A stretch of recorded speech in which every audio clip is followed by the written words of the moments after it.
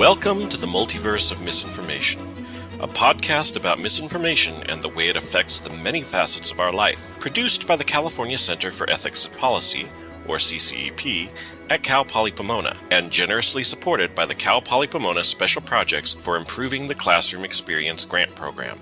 My name is Sean Herron, Associate Librarian at Cal Poly Pomona, Faculty Fellow with CCEP, and host for this season of our podcast. This season, we will explore the many ways in which misinformation affects our everyday lives through influencing, distorting, or driving the discourse in our society. In the past few years, the idea of misinformation has entered the zeitgeist through the concept of fake news or online conspiracy theories shared by your relatives on Facebook, which is probably what most listeners will think of when they hear this term. However, misinformation is neither a new nor a specifically online problem.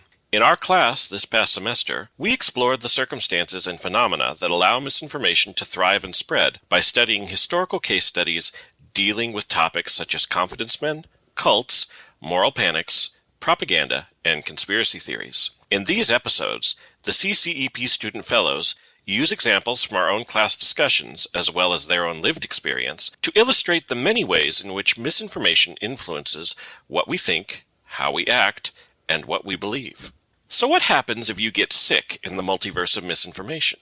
In this episode, student fellows Katie Priest and Charlotte Hill examine the effects of misinformation specifically as it relates to health information in a post-COVID world. This kind of misinformation has spread rapidly via social media platforms such as TikTok and Reddit. Join Katie and Charlotte as they analyze perspectives from the student body about where their health information is coming from before turning to the analysis of Dr. Jasmine George Williams, Assistant Professor of Kinesiology and Health Promotion at Cal Poly Pomona. Dr. George Williams offers crucial insights as to what gathering information looks like in a technologically driven society and how we can use online spaces to our advantage. We hope listeners gain important tools on how to dissect health information they encounter and employ those tools to avoid the spread of misinformation. We ask that if you like what you hear, or if you care about these issues, to please share our podcast with your friends, family, and colleagues. Thank you for listening.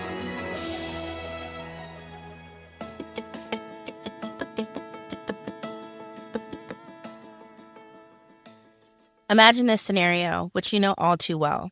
You wake up in the morning, grab your phone, and before even getting out of bed, your TikTok feed is flooded with health advice, fitness routines, and diet trends. Sound familiar? We live in a world where any and all health information is easily accessible on TikTok.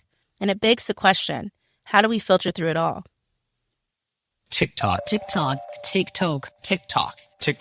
TikToks can be as short as 15 seconds.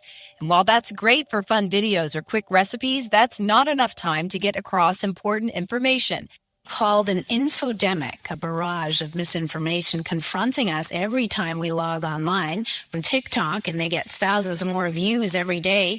The problem, no one has checked the poster's credentials or fact-checked their advice, and misinformation is spreading like a virus. Welcome to the California Center for Ethics and Policy podcast. This year's focus, misinformation and democracy. And on today's episode, we're looking at health misinformation on TikTok. I'm your co-host, Katie Priest, and along with my co-host, Charlotte Hill. We're diving headfirst into the sea of information overload. Is having access to all information too much of a good thing? Did you know that 92% of Americans get their news from social media? From social media feeds to news updates, we're constantly being inundated with new content. A 2023 study found that young people's ability to critically assess health information, especially on TikTok, is limited. They often fail to verify sources and rely on familiarity with the platform, potentially leaving them vulnerable to deception. Furthermore, minors recognize that engaging with health content on TikTok can lead to anxiety, particularly given the prevalence of pandemic-related misinformation.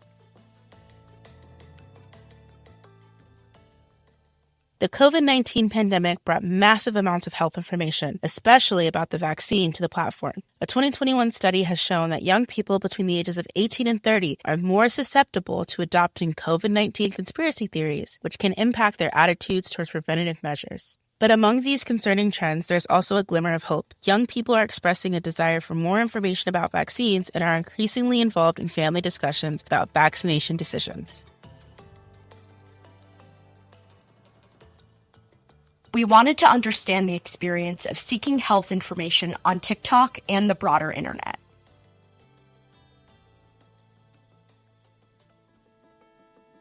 When you're on TikTok, do you see like a lot of videos about like health or like health information? Not a ton. That's Reagan, a fourth-year communications student who uses TikTok daily. Probably like every other day, yeah. Really? That's Mary, a third-year political science student who also uses TikTok and sees health information daily. And what kind of information like are you getting in those videos? Most of it's like talking about like heart attacks and stuff like that. Like as for heart attacks and just like talking about like how you can like find your pulse like on your phone or something like that. Okay, yeah. I know what you're talking about. You're just looking for like maybe what they're going through or like what's kind of your... Yeah, kind of like like what they're going through, like to see like how they got through it or something like that. Yeah. Okay, cool. And then like when you're watching those or when you do you find it like trustworthy? Like what's kind of your gauge when you're like consuming that content? I find it like trustworthy. I feel like if it doesn't sound too like far-fetched, because sometimes, like sometimes people can say things like, I feel like, if like somebody was saying like, this is what my doctor person like told me, and like, it's not too far-fetched. Yeah. I think I usually use Reddit. I think just more like other people's experiences to things. Like if I'm either like in the process where I already know, like, okay, I have like a diagnosis for something, just seeing their experience, or even if it's prior and I don't know yet, like, hey, I have something going on, like just seeing what's out there. But I try not to as much because it does cause me like more health anxiety. That's the beauty of the fine line that social media is. It's like, I try to find the beauty and joy in everything. Easier said than done. But I try to, and like I said, it's been beautiful to see community. Like even I know I'm probably aging myself, but hey, Facebook groups are the bomb still. Okay, thank you very much. And I'm on so many from all my different identities, right? And it is it's wonderful. That community is so important. That's our expert, Dr. Jasmine George Williams. Then the people call me Dr. G, and I'm an assistant professor of race, sport, and social justice. I'm housed in the Department of Kinesiology and Health Promotion, but I'm also part of the inaugural Ethnic Studies faculty cluster. I was just talking to a student the other day about kind of the joys and woes of social media. I truly feel that it can be used for good. I've witnessed it, being used for good. And I think it's a tricky line that we're dancing off of with social media and information because, as quickly as the information can spread, it can be misinformation, right? Or it can change within the drop of a dime. And so it's beautiful that there's this curated space where folks can share their experiences. They can share their scholarly activism, their personal life. The sky's the limit. But then in that same vein is a very delicate space of misinformation because everyone has a voice, which is beautiful. But then everyone has a voice.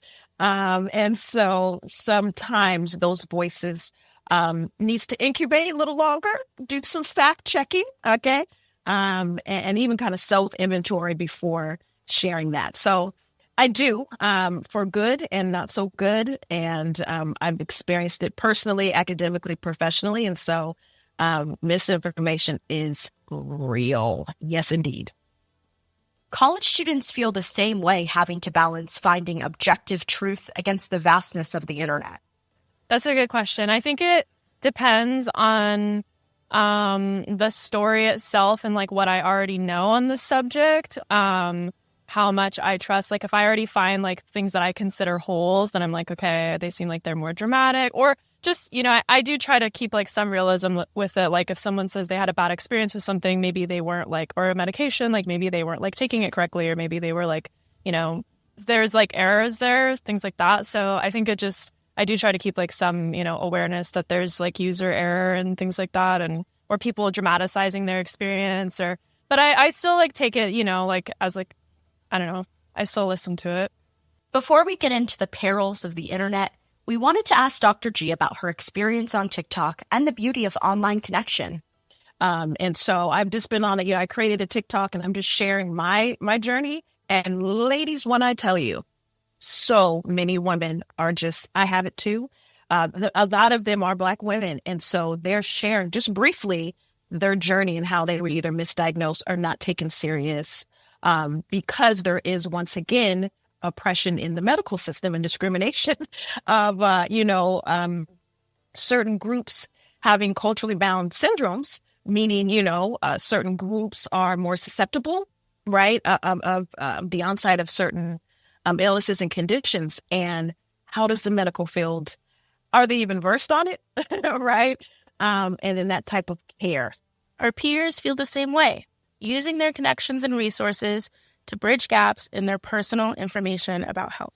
Yeah, I think that's part of why I look too. Like, I definitely have health anxiety where I can spiral that it's something way more serious than it is, or terminal illness or something. So I try to limit it now, knowing that it causes me to get more stressed, because it's obviously it's not a doctor if you're just looking at anecdotes and things like that. But yeah, I think it's just the general anxiety of not knowing if you're healthy, or if you can trust that you're healthy, or if you're not going to be healthy down the road. At least that's my experience with it.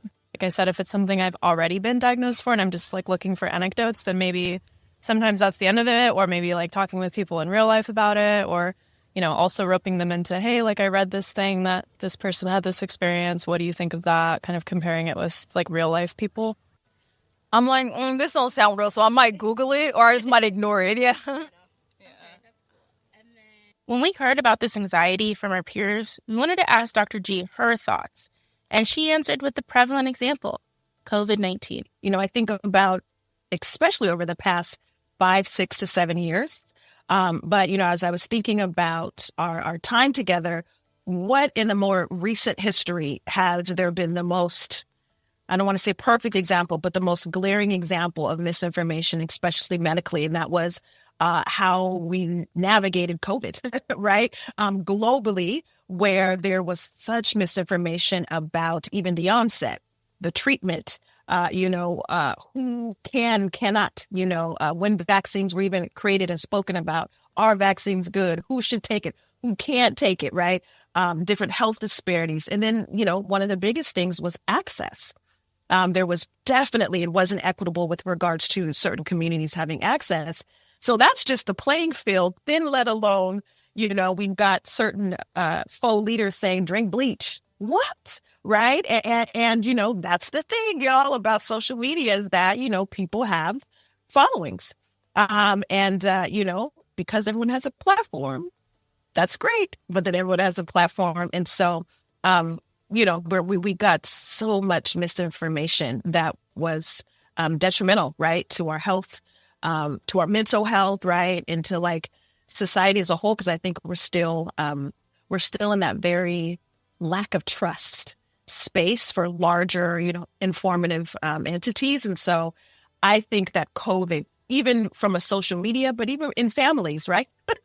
There was a divide, probably still divide of the seriousness of COVID, of whether to engage in the vaccine or not, and why, right? There were so many generational, conversations of misinformation in the house, and then on social media for sure. So I would think globally, COVID-19 was so glaring and so diverse in the information. But as Dr. G tells us, COVID-19 isn't all bad. And so I think that also something that COVID did was show that folks can receive care. There's nothing like that face-to-face, right? But folks can receive some sort of care in a virtual space. Where therapists are pivoting virtually, are giving folks that opportunity, which I think was a game changer, especially during COVID. We didn't know what the hell was going on. Are you kidding me? And so then, when I was pregnant, right, with both babies, there was different ways of lockdown. I was still able to at least see my doctor, right, and kind of show my belly or whatever the case. And even now, I still have, we have the option when we're trying to make an appointment. It's okay, face-to-face, virtual, or the phone. And so I think that what social media has done, what the rising and the digitizing of care, I think I feel hopeful that it will continue to cast out that wide net and folks are able to receive more care and more access. Whether that access is equitable, that's another conversation. When looking back at TikTok and social media as a whole, we wanted to ask Dr. G how social media could be used for good. Social media can be used for good because I can attest to that. I think that advocacy and awareness, once again, as we, circle back, everyone has a platform. So we'll stop there. That's good. So because everyone has a platform, folks, like myself or any old Joe, right, can share their experience, and someone else that may be in a great deal of pain in the middle of the night. What do you do when you can't sleep? Let me just scroll. And maybe they'll see or find, it doesn't have to be my page or whatever, but they'll type up a hashtag fibromyalgia, chronic illness, whatever the case is. I call myself Dr. Hood Hippie because I'm in my woo-woo, you know what I mean? Holistic, right? And so I think that has been, that can be amazing. That can be life-changing and altering, which that connection, that community, that's the first step. And then resources. So when we think about even online, Katie and Charlotte, something called ZocDoc, right? So this is literally an app where folks can find doctors. It could be, primary care, and then you list different specialties. So literally getting that assistance is more at the fingertips, for us. So getting help, sharing resources, and then building community. What are your tips for navigating the sea of information online? So I'll share kind of personally what I do, and then I'll also, speak into what I was able to take notes on.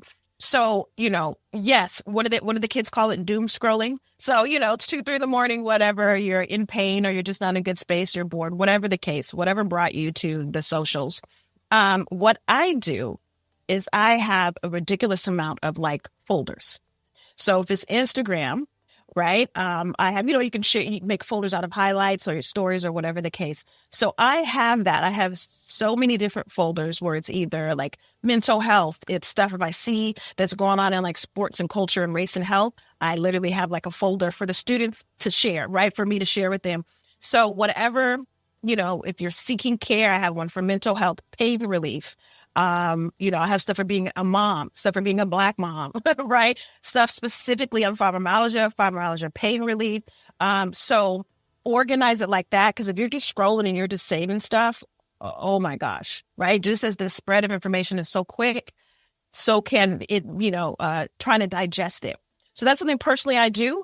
And then, circling back to the folder, whether if it's IG or whatnot. Same thing with TikTok. I have a folder of different topics, different subjects. So that's something personally to help me just organize, right? Same thing with my apps, right? And having, putting in different folders.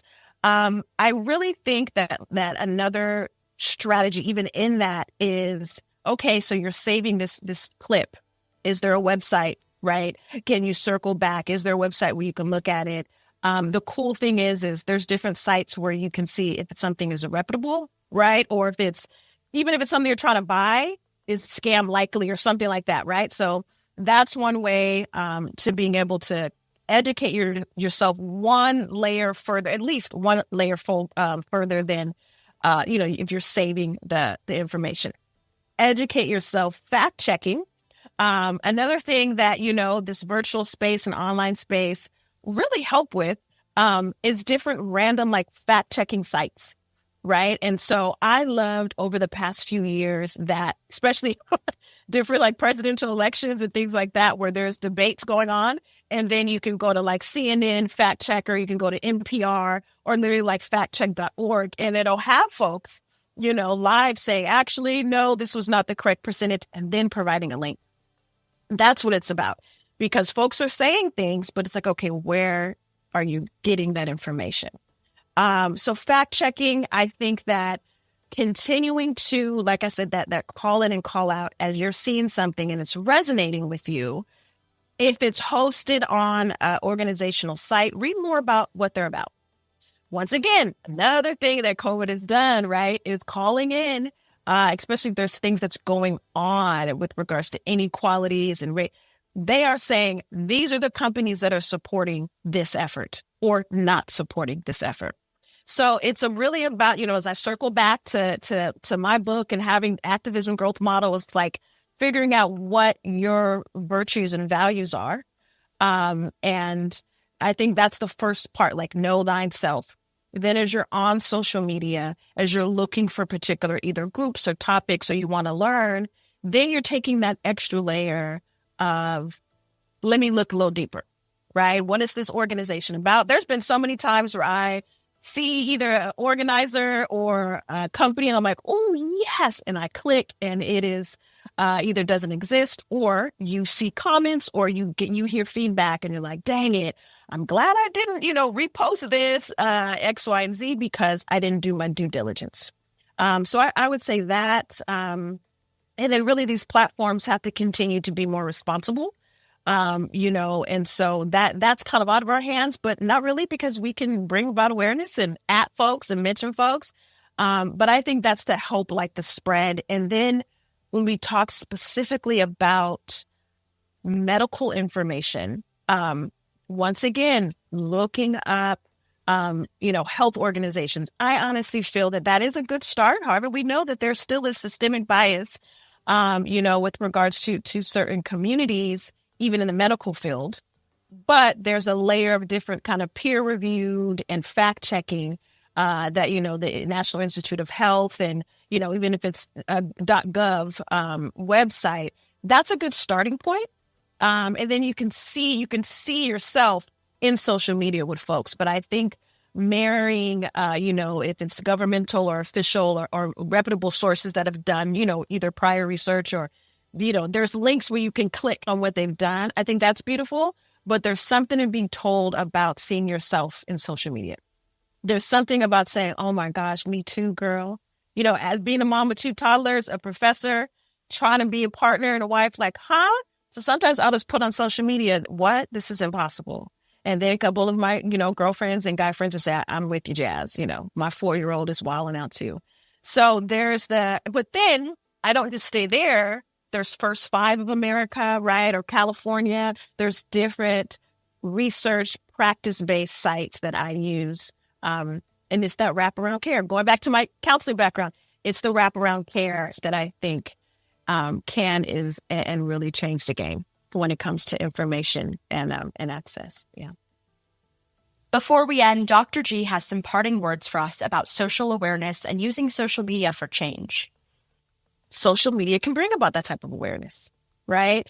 So I think from the everyday folk that's just walking through life and needs an outlet, I think that it can work. I think that different agencies, right? Everyone's on social media, to the high schools, to McDonald's, to, to the president of the United States, like everyone has some sort of form of social media. And so I've seen it work where someone may, didn't have a good experience with a particular provider and they will at them. What happens? They're in their DM and they're trying to make it right. So I believe that we can use social media for a place of equitable outcomes and we can really shake it up and call the people out, because that's where we're at. No one wants to be embarrassed. Everyone wants to be on the good side of history. So there is a beautiful calling in to call out that I think social media is at the forefront. And I'm excited. Yeah.